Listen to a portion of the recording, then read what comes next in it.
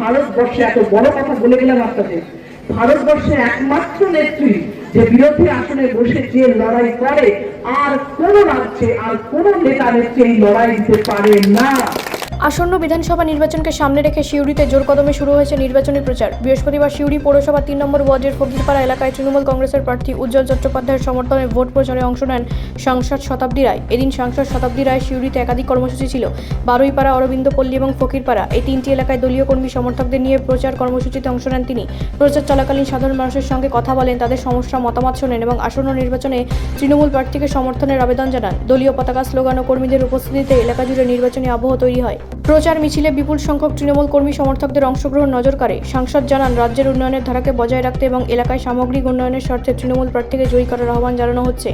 নির্বাচন যত এগিয়ে আসছে ততই সিউড়ি বিধানসভা এলাকায় রাজনৈতিক প্রচারে তৎপরতা বাড়ছে বলেই মনে করছেন রাজনৈতিক মহলের একাংশ। এখানে তো লিড ছিল আমার, ফকিরপাড়ায় তো ভালো লিড ছিল। হ্যাঁ, 800 কত লিড ছিল। হ্যাঁ, এই ওয়ার্ডে ছিল, এছাড়া অনেক বাকি যেখানে যেখানে ছিল সেটাই ছিল। এই ওয়ার্ডে 498 লিড ছিল। হ্যাঁ, কি বলবেন? ওরা বুঝবে, ওদের বোঝা উচিত, মানুষ বুঝবে, মানুষের উত্তর দেবে। আমার কেন্দ্রের নেতা অমিত শাহ খুব ভালো। আমি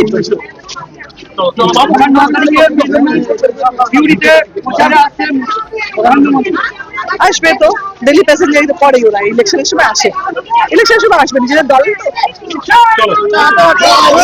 যে লড়াই করে একমাত্র নেত্রী ভারতবর্ষে, এত বড় কথা বলে গেলাম আপনাদের, ভারতবর্ষের একমাত্র নেত্রী যে বিরোধী আসনে বসে যে লড়াই করে, আর কোন রাজ্যে আর কোন নেতা নেত্রী এই লড়াই দিতে পারে না। এবং সেই জন্য বিজেপি চাইছে, যদি মমতা ব্যানার্জিকে হারিয়ে দেওয়া যায়, যদি মমতা ব্যানার্জিকে দমিয়ে দেওয়া যায়, তাহলে সারা ভারতবর্ষে একটা মেসেজ দেওয়া যাবে, দেখো যে সব থেকে বেশি লাফাচ্ছিল তাকে আমি শেষ করেছি, তোমরা আমার কাছে কিছু নয়। এইটাই ওদের লক্ষ্য এবং সেটাই ওরা এত কিছু করছে। নাম কেটে বাদ দিচ্ছে। প্রথমে কি ভাবলো যে হিন্দু নাম কাটলো, দেখলো হিন্দুদের নাম কাটা যাচ্ছে, ওদের মনে হলো যে না, এগুলো ঠিক হচ্ছে না, তখন মাইনরিটিদের নাম কাটতে আরম্ভ করলো। বহু জায়গায় বহু নাম বাদ গেছে। এবার আপনি বলুন, আপনার দাদা, দাদি, নানা, বাবা, আপনার পরের জেনারেশন এখানে জন্মেছে, এখানে বড় হয়েছে, এখানে মানুষ হয়েছে, তাও আপনাকে এখন 70 বছর 80 বছর বয়সে এসে প্রমাণ দিতে হবে যে না, আমি দেশে থাকছি, আমি দেশে জন্মেছি, ভাই আমাকে জন্ম দিয়েছি, আমি এদেশেই ছিলাম, আমাকে আবার দয়া করো। কেন কেন দয়া চাইবো? আমি তো এদেশেরই, আমার বাবা, দাদা, দাদি সবাই এদেশে প্রাণ দিয়েছে, আমরা এদেশে জন্মেছি, তাহলে কেন নাম বাদ দিচ্ছ শুধুমাত্র রাজনীতি করার জন্য?